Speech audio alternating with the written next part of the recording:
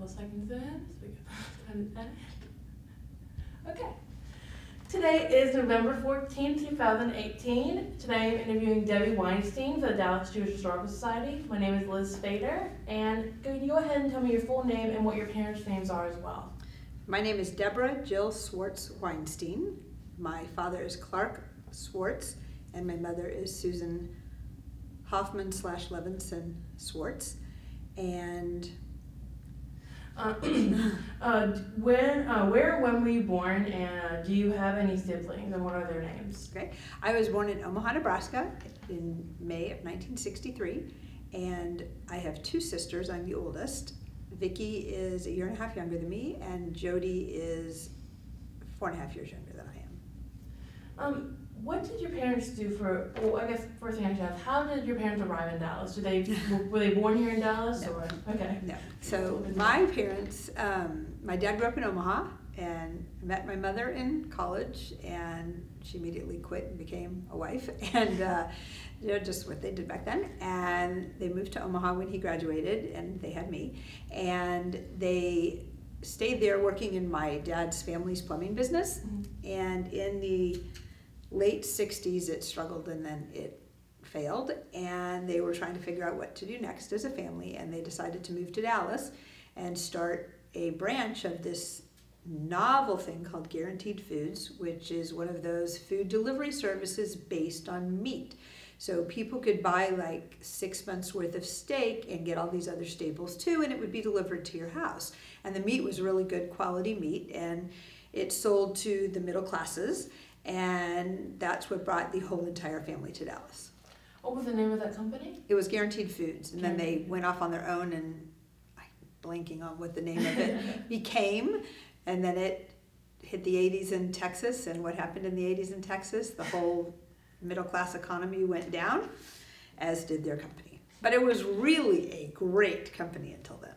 Absolutely. I mean, provided for all of us. Can you tell me about the neighborhood? Where did you grow up here? Where neighborhood did you grow up in Dallas? So when I was younger, I lived in Dallas for elementary school, and then we left and went to Houston for junior high and high school, because the company was bigger and they felt like they needed to be in two cities. Mm-hmm. And then it got too big, and my uncle needed my dad to come back, and we moved back my freshman year of college. So I grew up in the neighborhood of what was at that point like the northernmost part of where people lived in Dallas. I went to Spring Creek Elementary School, and I went to J. Frank Dobie when we lived in an apartment, and then we moved into a house, and I went to Spring Creek, and I think I lived there. We saw Westwood Junior High being built. That's how long ago it was, and I'm not sure there was much community much past there. So what school activities and sports did you participate in when you were a child? Well, back when I was a child, which doesn't seem like so long ago, but is, most of what we did was outside in the front yard. You know, we pretended, and we ran around, and we played with our neighbors, and ran up and down the alley, and I don't know, we played tetherball, we played pretend games. I think when Fretz Park Rec Center opened, they offered all these classes, and to my mom that was like so awesome. So she signed us up, and I took a gymnastics class, and I took a baton class, and I think we took an acting class, or I don't know. It was kind of just did it for a few months, and it was a lot of fun. And then when we moved to Houston, and I was going into 6th grade, and my mom said, "Hey, do you want to try gymnastics?" And I'm like, "Sure, why not?" And I walked in the gym and loved it, you know. But it's a different world. We grew up doing gymnastics outside. You know, you watched Olga Korbut on TV in the Olympics, and you sat in the front yard and you played, and I walked into the gym what it takes me 2 to 3 years to teach kids now, and we were doing that in our front yard. So do you think when you started doing gymnastics, it kind of gave you some sort of like a way to, relieve stress, or a way to just go crazy with activity? I think it was fun. Yeah. I don't think back then we thought about those kind of things. I think it was fun, it was different, it was challenging. I mean, what is not to love about flying through the air and landing? Do you remember any of the friends or teachers that taught you during that time when you were doing gymnastics? Are you still friends with them to this day? No, because back then we didn't have Facebook, and we didn't have all these ways and cell phones and free long distance. So when my family moved back to Dallas, I pretty much lost touch with most people in Houston because they just didn't have a way to keep in touch, and we went similar, different pathways. I didn't go to UT for school. I went to Emory, so I wasn't in that same group anymore, so to speak. And it's long distance. So did you continue doing gymnastics in Dallas once you got back? No. I was in college at that point. I quit gymnastics at the end of my junior year of high school, and switched to tennis. And gymnastics is a sport outside of my program that is meant for younger kids. At that point they were looking for Olympians. They weren't looking for kids that were having a great time doing gymnastics.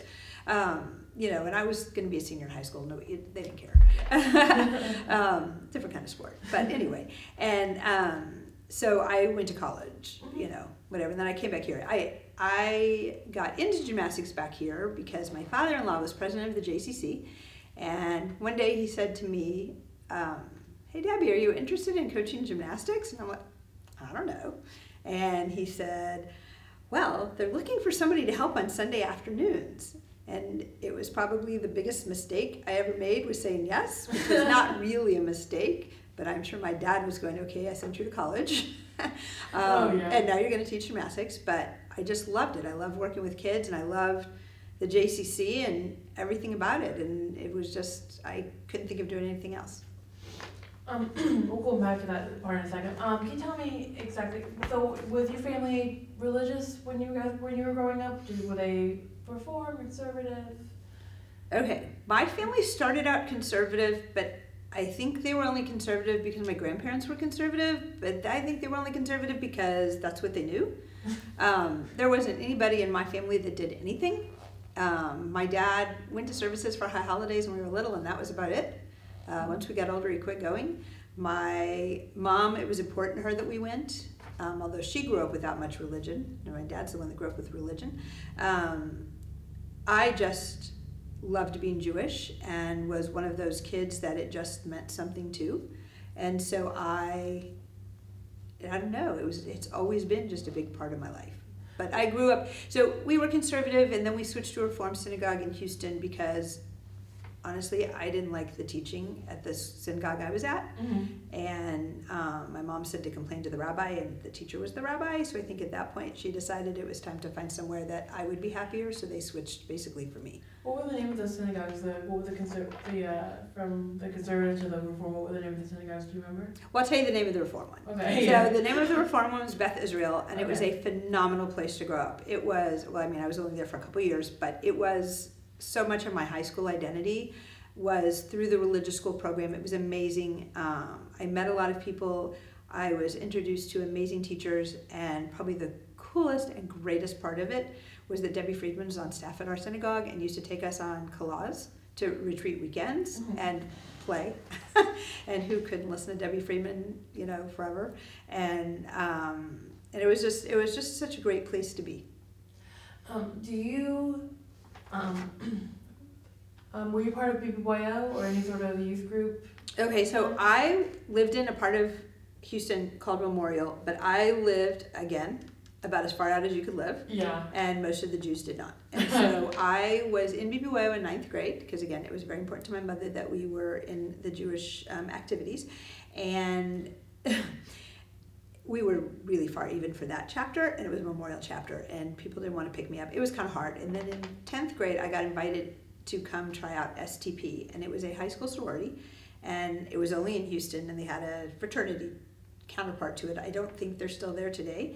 It was the best thing I ever did for me. It was an instant group of friends. It was the nicest people. We had so much fun. We had so many high school memories, and it was because of this group, these two, the sorority and the fraternity. And so I wasn't in BBYO, but I was in something. We did projects with BBYO. It was just a different deal. Fantastic. Where did you go to college? What did you major in? I went to Emory University in Atlanta, Georgia, and I majored in international studies. And the reason I majored in international studies is because I love languages. I picked them up really easily, and I thought, what can I do with my languages besides major in a language, because I didn't want to do the literature. And it was international studies. But then I came back to Dallas, and I tried to find a job in something international back in the 80s, and there was nothing in Dallas that was international back in the 80s. So, how did you meet your spouse today? well, so I'm married to Jeff Weinstein. He is the son of Andrea and Lauren Weinstein.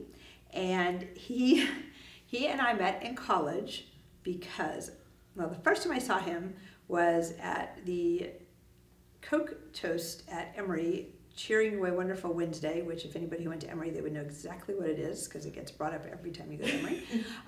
And he was pointed out to me as, oh, there's that kid from Dallas. Do you know him? No. And he was in the fraternity that I hung out with all my friends. Those were our guy friends, but he's a year older. And I needed somebody to drive home with me sophomore year because I was going to study abroad. And I had met him a little bit from Lauren Lux because she had gone with him to 3 formals. So I'd kind of met him, needed somebody to drive home, and I said, hey, can you drive home with me? And the rest is Harry Met Sally minus the deli scene. So that would make it go. Yeah, that's a greatness. Were you both part of any fraternities or sororities? And yeah, we both were. I was in D-Phi-E, and Okay. I was actually very, very, very active. I was lots of different offices, but president my senior year. And Jeff was in A-Pi, which was, as I said, our sorority and fraternity hung out together. And he was not very many offices. I think he ran the Coke machine one semester. When did you marry? We got married in 1988. So how many years were you dating prior? 4.5. 4.5. That was a long time back then. And what did you get married at a synagogue or? Yeah, we got married at Shereth Israel. Okay. We've done everything at Shereth Israel. That's Our where you kids- belong today. Yes, our kids got named there. Our kids have bat mitzvahs and bar mitzvah there. Speaking of Married. children, can you tell me the names of your children and how old are they and what they're doing today? Okay, I have Elizabeth. She was born in 1991, and she is She is in social media at the Richards Group. She does work on the Dr. Pepper Snapple Group account and some other accounts, and really enjoys it and loves the fast pace. My second child is Erin, and she was born in 1993, and she lives in New York, and she works for an online retailer out of London called ASOS, A-S-O-S, and she does data analytics and business insights. And I'd like to tell you what that is, but even I'm not looking confused. And then my third child is Max, and he is a senior in high school, and we'll see what he's going to do. I don't know. He would ideally love to do something in sports because he is all about sports. And both girls went to Emory also, so it's a long family tradition. May I ask, so in your household, is it more of a, do you raise them as reform or We're definitely conservative. Okay. Definitely. So how important was it to raise them in that kind of atmosphere? Because I know, like you said, your father's mother had a Yeah. your mother especially, she made it a vital factor in your household to make sure that you guys knew, that it was important to be part of your culture. So how Yes. important for you to raise your children like that? So I went to High Holidays when Jeff and I were dating and we belonged to a Reform synagogue, and we were put into an overflow room with a speaker. And I called Jeff up when I got home, and I said, Jeff, can I go with you to your synagogue tomorrow, because I can't go back to this one. And I don't know how he did it, because I didn't understand having tickets and all of that kind of stuff. I just knew that, at our synagogue, you just walked in, right? And he got me there, and I went, and I've never gone back. Oh, so how important was it? Yes. So it was incredibly important. Having my kids be Jewish and having Jewish grandchildren was incredibly important to me. And we sent our kids to Jewish preschool. We sent our kids to Jewish day school. Erin went to a different high school because she needed to have a different environment socially. Mm. And she did great. And Max was in a different school because of different reasons, and he is now at Yavna, and Elizabeth went to Yavna. I think Jewish day school is amazing, and we wanted to do whatever we could to help keep that Jewishness intact. So going back to your father-in-law who got you a position here on Sunday student gymnastics, when you first started, you said you liked it, that you felt very fond of it, and then how did you end up going from doing something part-time, full-time to the program itself? So after I got married, see, now you asked me to remember this. After I got married, I did this Sundays, and then that next fall after I got married, I was working for my father, and he needed somebody during the week to work with his team, and I'm like, that sounds like fun. And they weren't really a team. They just went twice a week and they were more advanced. And they had fun and they were called a team. So I worked with them and that was in the fall of '87. And I worked with them for a year. And in the fall of '88, I said, I think these girls are ready to compete. I think they need something besides just coming to gymnastics. And that's when our competitive team was born. So I just kind of worked my way into it. And then once I really got into it, I had so much fun. I just couldn't imagine doing anything else. Like anything that would break into my gymnastics time, I didn't want to do because I got so much out of what I was doing here. I mean, it's like, for me, it's been a dream job. I loved gymnastics as a kid. I loved everything about it. And being able to coach it is 3 million times better. What's the name of the team? The competitive team? Here? Yes. It's JCC Gems. And that name came from, I just might as well give Paul credit. So Paul Thompson was the athletic director at the time, and he had coached gymnastics. And he basically listened to my whim and got us started, and he decided that we should be called the Gems. And he created the logo, and he did everything, and he found a league for us to compete in, and he and I competed that team until he left. So,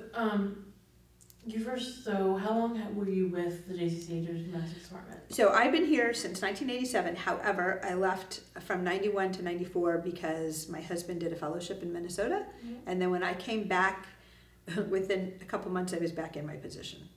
Fantastic. So it was very nice. Obviously, a lot of young girls have come in through here, and you bonded with a lot of them. Can you tell me just overall the progress or what the program does for these young girls, just besides them gaining more skills in gymnastics, but also maybe their character and overall just confidence? Do you think that this program has done a lot for them in regards to that? So I think that we have a program that is so special that you wouldn't find a gymnastics program, I don't think, anywhere else that's like ours. Mm-hmm. Our program is not about the gymnastics. We teach gymnastics, but our goal is to use gymnastics as the vehicle to create great Jewish adults, mm-hmm. or non-Jewish, because now there's more non-Jewish people in our program. But it's really what can we do to empower these kids so that they can be great leaders and just great adults and comfortable in who they are and what they are. So we use gymnastics to teach them how to set goals. We use gymnastics to teach them how to work hard. We use it to teach them how to deal with life's disappointments and what do you do when things don't go your way. We use, number one rule in our gym is to treat each other the way you want to be treated, basic tenet of Judaism, and that we hold to that. We start every year practices, we start every camp with, what's the number one rule in this gym? Treat people the way you want to be treated, because if everybody does that, we don't have any problems. And so we have a pretty problem-free program because that is the rule, and the kids kind of get it, and they toe that line. And as a result, when we are in the gym, kids are not competing against each other. You go to other programs and the kids all compete against each other because they're vying for who's going to be first. Our kids are just as happy, on the outside, cheering for people when they beat them, because mm-hmm. that's what you do. That's what a teammate is and what it's about. And it's the epitome of our program is if you can cheer for somebody else who beats you, then we've taught you something. That's greatness. How do you think that this position has shaped you as a person overall? Well, I think my growth as a person and my being in the gym has definitely gone hand in hand. Mm-hmm. I think all of the experience I had with kids before I ever had my own kids made me a much calmer mother. Mm-hmm. I think what I've gotten to do and the benefit of the longevity of what I've done is it really has given me some good perspectives. It's helped me with how I brought up my kids. It's helped me with how I've counseled other parents on bringing up their kids. And I think a lot of parents don't really understand what kids are going through and what they're doing and how much of what a kid does is for the parent's approval without the parent even being there and knowing. And I just think knowing a lot of that, it just helps it changes how you look at things. I think my friend said it's made me a much more patient person, but I think I was probably pretty patient anyway. I think that I don't know, I just think it's empowered me to be confident in what I'm doing and how I'm bringing up kids and how I'm treating kids and how I'm developing kids. And you just use that on yourself too. And I can honestly tell you, I use my advice to myself when I'm playing tennis, because I go out on the tennis court and I know exactly what I'm doing and I'm getting inside my head, and then I say, okay, you just told the girls last night that they can't look and, define themselves by one thing. They have to, and so I sit and give myself the same advice I've given to my girls the night before, because it was appropriate. And so I know that I'm doing that in all areas of my life. If I'm going to give that advice, I got to be able to internalize it also. For future people who want to teach gymnastics, who want to teach any sport, or just teach in general, what is one piece of advice you would leave for them? I think if you are going to work with kids, you will get the most out of kids if it is up to them. I think for me to go in the gym and a kid is not trying hard, me pushing them into their splits because they're not trying hard isn't teaching them a thing. If they want something, they have to learn how to come from the inside to work for it. And if they don't work for it themselves and I do it all for them, I'm not teaching them anything. And so in our program, I have kids that want to be perfect and want to win. I have kids that want to throw themselves through the air and don't care if they land on their feet, but they just want to try the hardest skills they can.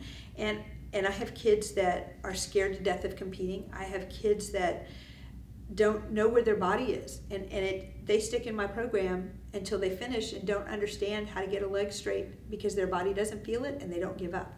And so I think when you're working with kids, you need to figure out what their goals are, and your job is to teach them how to get there. It's not to get them there. Mm-hmm.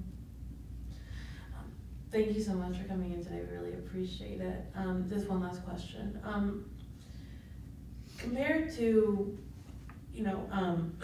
the overall thing, what is one thing you want most people to remember about you in general?